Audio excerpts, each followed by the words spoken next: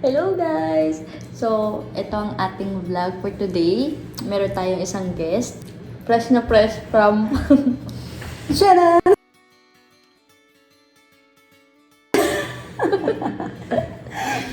So, yan na guys ang ating guest for today's video. Sasagutin natin yung process sa Thailand. Yun ang una. Pero meron kaming, may pamilk tea kami. Milk tea mo. Oo nga, may pa-milk tea ka. Gumawa kami kanina ng milk tea.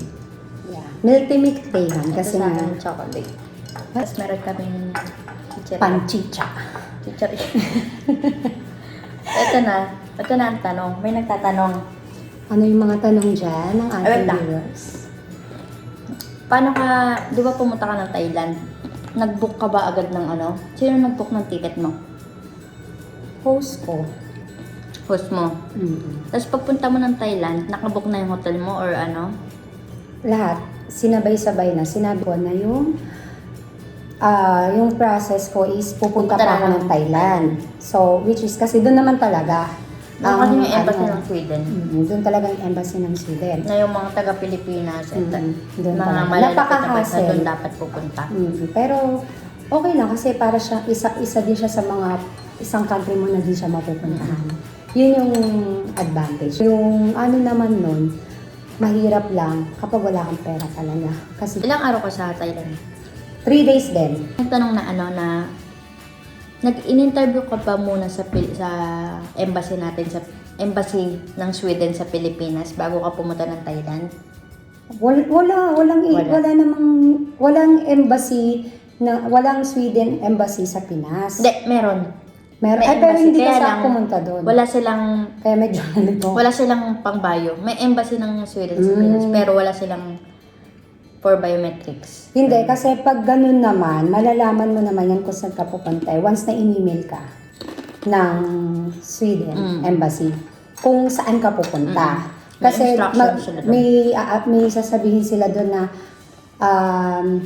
kailangan mong pumunta sa Sweden Embassy, sa Thailand, Bangkok, ganyan-ganyan. Tapos, for checking your passport and for biometric. Pupunta ka doon ng personally. Nakalagay naman doon, personally.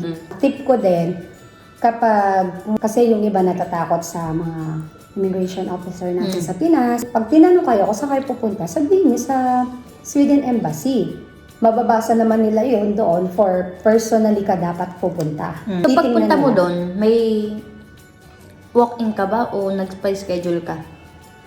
Walk-in ako. So, nag-email sa'yo yung embassy ng Thailand, ng embassy na pumunta ka ng Thailand for biometrics. Tapos Parang pumunta ka. ganito yun. Nag-email sa akin ng embassy ng Saturday. In-screenshot ko yun, tapos sinend ko agad yun sa host family ko na need kong pumunta ng Thailand. So, Yun na, pumunta ka na nga.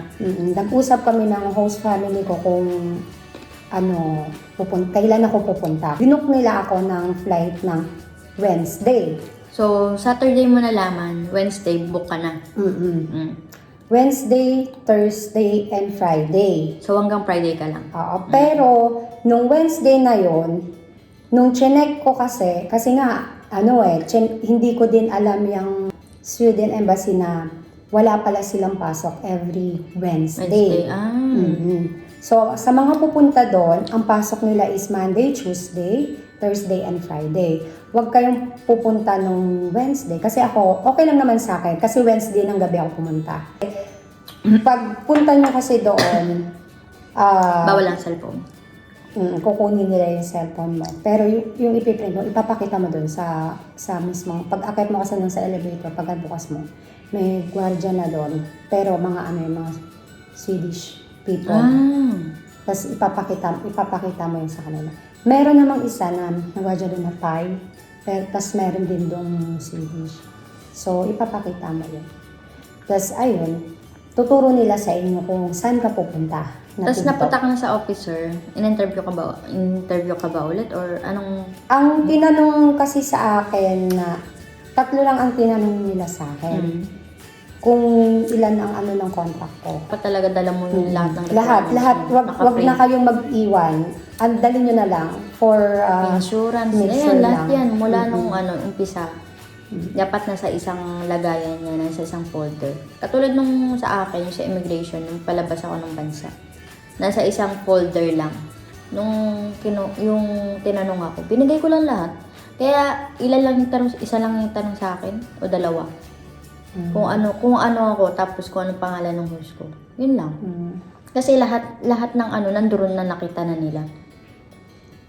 Yun talaga ang pinaka the best na para hindi kayo gawin mahasa. ninyo. Kasi ako, bumalik ako. Printed lahat. Buti na lang din ako is malapit lang yung hotel lang. ko. So, yung pagpunta ko doon, sobrang dami ng tao ng Thursday. Tapos, kukuha kayo ng number. Pagpasok nyo kasi doon, may lamesa. Tapos, may machine na dito na for residents. Tapos, for basahin nyo, biometric, gano'n. Ganon. Pipindutin naman yun. Tapos, pag pinindot nyo naman yun, may number na kayo. Ganon. Tapos after nun, nagbayad ka na, kunwari ka niya, ano nang ginawa mo? Uwi ka na? Nag-ikot muna ako doon, syempre. Ikot ka guys. Kasi, Friday din pag may time. Friday So, ng umaga ang... So, ilang minuto yung... kasi sa akin, kasi maraming tao. Siguro inabot din ako ng 2 oras. 2 oras kasama yung pila. Ang bukas nun 8, 9, tapos hanggang 10 lang. 8 to 10 lang. Makikita nyo. Kung mali ako, pwede nyo namang i-search. Kasi ayun yung alam ko na 8 to 10 lang siya. Ganon. Parang may cut-off sila. Kaya dapat agahan din. maaga ka talaga pupunta. Kaya ako nun, gumising ako nung alas 6 nun, umalis na ako ng 7. Tapos, pumunta na ako dun. Pagpunta ko na dun, marami ng tao. May pila na. Kahit hindi pa bukas yung embassy. Papapasukin ka naman nila. Oo. Pero, bibigyan ka na naman ba ng number? Agad? Kung pwede ka na kumuha. Pagpasok mo dun, pwede ka nang kumuha dun. Kahit hindi pa open. Hindi pa. Pwede. So, yun. 2 oras lang. So, after nun, umuwi ka na ng Pinas. Oo, umuwi na ako ng Pinas. Umuwi na ako nun. Tapos, ayun. CFO na ako, tas after nun. Ilang days mo nakuha yung ID mo? Sa akin, 2 weeks. 2 weeks. So, 2 weeks. Tapos, bumalik ka ulit.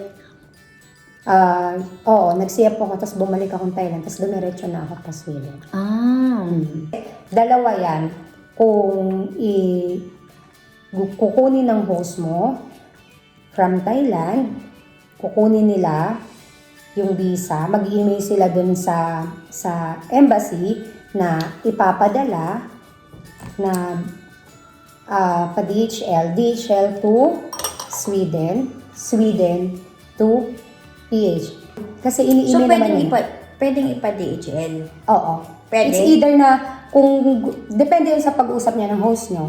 Kasi may iba na host family na ayaw nilang ipa-DHL. Siyempre, pag Uber ka at desidido kang ibang bansa talaga, minsan, ikaw mag-shoulder kung gusto mo. Kung mabait naman yung host family mo, na parang ikaw nga mag-shoulder ng ano na yun, from Bangkok to Manila, tapos i-reimburse nila sa inyo, depende yun. Kasi may mga ganun may mga ganung senaryo na ang host family sasagot, pero ang visa simula sa Bangkok, Sweden, tapos papunta sa inyo. May senaryo naman na may host family na ayaw sumagot ng payment sa DHL papunta sa inyo, na dapat ikaw ang magbabayad kasi visa mo yun. Depende. That's why sobrang haba ng process.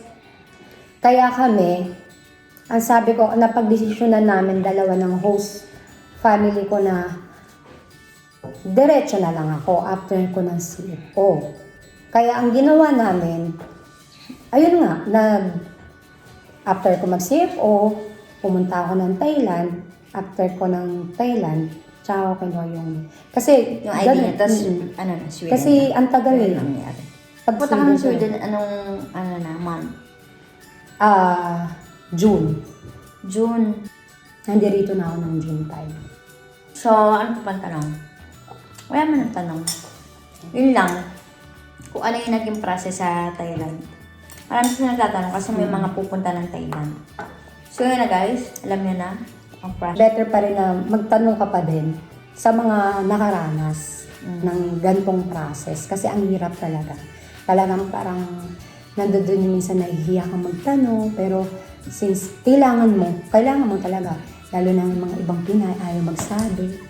Kaya etong vlog na to, It's a sad truth. yeah, etong vlog na to dapat maging thankful kayo. Mag-thank you kayo kasi ganyan. Ngayon, nalaman nyo na yung tips. Tips at saka yung process. Kasi may vlog na ako about yun, pero ito yung recently. So ito guys, may dati na akong vlog, pero ito yung recent na process sa Thailand. June kasi ako pumunta dito. Itong June lang siya nakapunta. So, sana na gustuhan nyo at sana natuto kayo sa mga tips na binigay niya. Hindi, yun lang.